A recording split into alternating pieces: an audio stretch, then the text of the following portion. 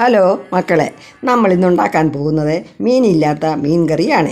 അതിനായിട്ട് നമ്മൾ കോവയ്ക്കാണ് മീനിന് പകരം എടുക്കുന്നത്. കോവയ്ക്ക ഇതുപോലെ അരിഞ്ഞതും പച്ചമുളക്, ചുവന്നുള്ളി, തേങ്ങ, മഞ്ഞൾപ്പൊടി, മല്ലിപ്പൊടി, മുളക് പൊടി, കുടംപുളി എന്നിവയാണ് ഈ കറിയുടെ ചേരുവകൾ. കോവയ്ക്ക കുടംപുളി ഒഴിച്ച് ബാക്കിയെല്ലാം നമ്മൾ കല്ലിലോ മിക്സിയിലോ അരച്ചെടുക്കുക.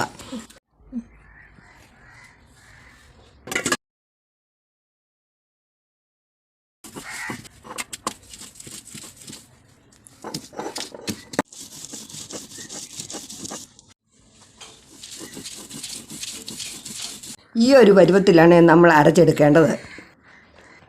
അതിനുശേഷം ചട്ടിയിലോട്ട് കോവയ്ക്ക, കുടംപുളിയും അരപ്പോടെ കുറച്ച് വെള്ളവും ആവശ്യത്തിന് കുറച്ച് ഉപ്പും ഇഞ്ചിയും കൂടി ചേർത്ത് നന്നായി ഇളക്കി അടുപ്പിൽ വയ്ക്കുക.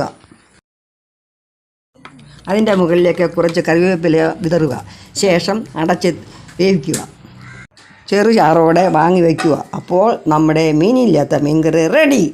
ഇഷ്ടപ്പെട്ടാൽ ലൈക്ക് ചെയ്യുക, ഷെയർ ചെയ്യുക, സപ്പോർട്ട് ചെയ്യുക.